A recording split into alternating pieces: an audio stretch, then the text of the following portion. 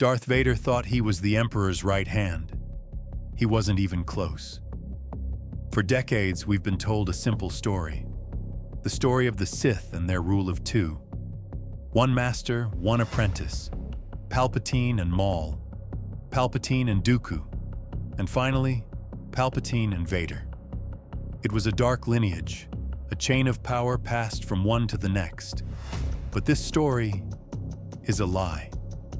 A carefully crafted illusion to hide a much deeper, more terrifying truth. The rule of two wasn't a law Palpatine followed. It was a ladder he kicked away the moment he reached the top. Darth Vader was the public face of his power. The black-clad monster. The iron fist that kept the galaxy in a state of perpetual fear. But in the shadows, in the secret chambers of the Imperial Palace, and on forgotten worlds across the galaxy, Palpatine was cultivating a garden of dark side agents, spies, assassins, and potential replacements. A secret roster of apprentices he kept hidden, even from the Dark Lord of the Sith himself. Today, we are exposing 5 of Palpatine's most secret apprentices. The hidden threats, the contingency plans, and the living weapons that prove Darth Vader was never truly safe. First on our list is the group Vader knew about, but whose true purpose he could never fully grasp, the Inquisitors. On the surface, their mission was simple. They were the Emperor's Jedi hunters, a squad of fallen, broken Jedi, twisted by torture and the dark side, and unleashed upon the galaxy to mop up the survivors of Order 66. Vader often worked with them, seeing them as little more than a pack of useful hounds. But he was missing the bigger picture. Palpatine didn't create the Inquisitors just to hunt Jedi. He created them as a testing ground. Every Inquisitor was a candidate. Every mission was an audition. He watched them, studied them, and pitted them against each other, searching for any spark of power that might one day rival Vader's. They were a constant, simmering threat, a pool of potential replacements that served as a permanent reminder to Vader. You are disposable. While Vader saw them as tools, Palpatine saw them as a collection of daggers, any one of which could be plunged into his apprentice's back if he ever faltered. But the Inquisitors were a blunt instrument. For his more delicate work, Palpatine needed a scalpel. He needed someone who could move through the galaxy like a ghost, a personal agent whose loyalty was absolute. He needed an Emperor's hand. He needed Mara Jade.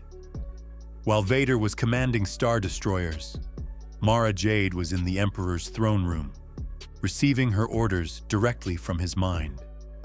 She was an Imperial operative of the highest caliber, trained in combat, espionage, and assassination. But her true power was her unique connection to Palpatine. She could hear his voice, a constant whisper across the vastness of space, guiding her, commanding her. Vader may have sensed her presence on occasion, a flicker in the Force, another shadow in the palace. But he never knew the truth. He never knew that this woman had a direct line to their master, a level of intimacy and trust that he, in his life support suit, could never hope to achieve. She was Palpatine's secret weapon, sent to eliminate traitors, manipulate politicians, and clean up messes Vader was too clumsy to handle. And Palpatine burned one final, inescapable command into her mind, a failsafe to be triggered upon his death. You will kill Luke Skywalker. She was a living time bomb, and Vader never even heard the ticking. While Mara Jade was the Emperor's hidden scalpel, our third secret apprentice was a rival, a man whose ambition was so great, Palpatine cultivated it as a weapon against Vader himself. His name was Jarek. Jarek was a master in the Jedi Order before the Purge, a scholar and an archaeologist, but his thirst for knowledge led him down a dark path.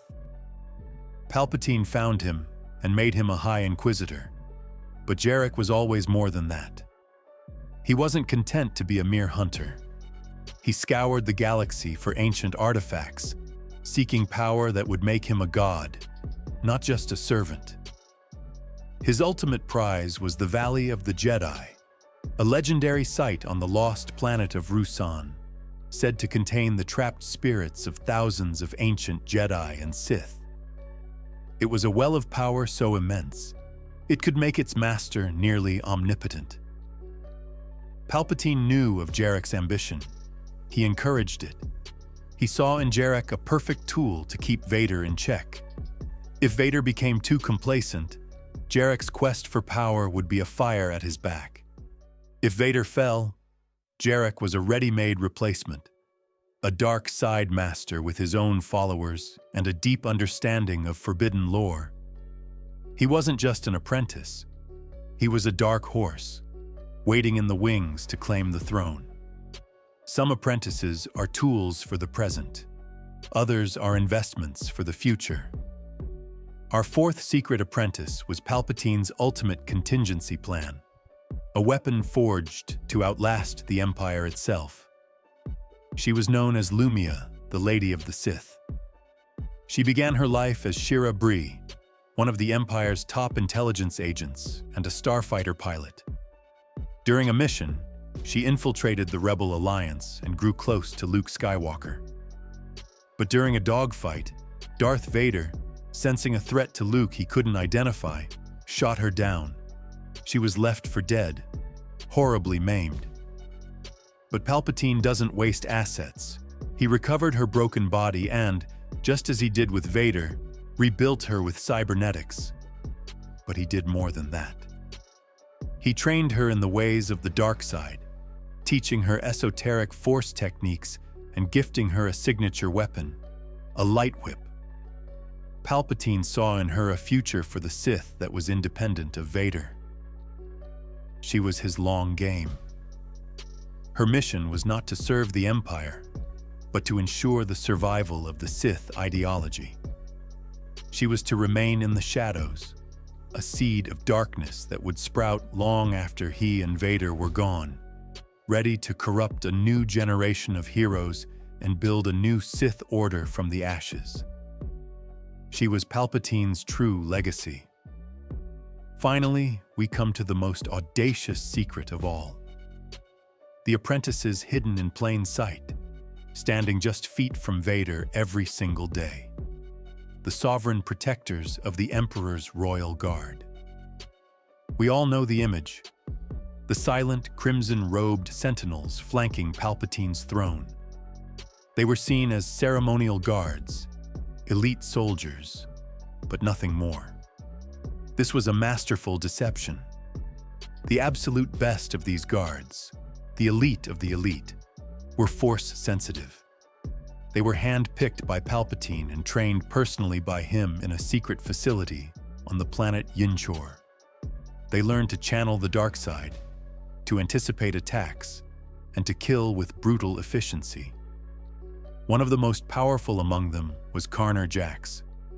He was so skilled, so attuned to the dark side, that in training simulations, he was able to defeat a holographic version of Darth Vader himself. Think about that. Every day, as Vader knelt before his master, he was surrounded by men who were secretly being trained to kill him. They were Palpatine's Praetorian Guard, his final line of defense, and a constant, unspoken threat to his armored apprentice. They were the daggers kept closest to the heart, a chilling testament to the depths of the Emperor's paranoia. The Inquisitors, Mara Jade, Jarek, Lumia, the Royal Guard, they all tell the same story. Darth Vader was not a partner. He was not the heir to the Sith.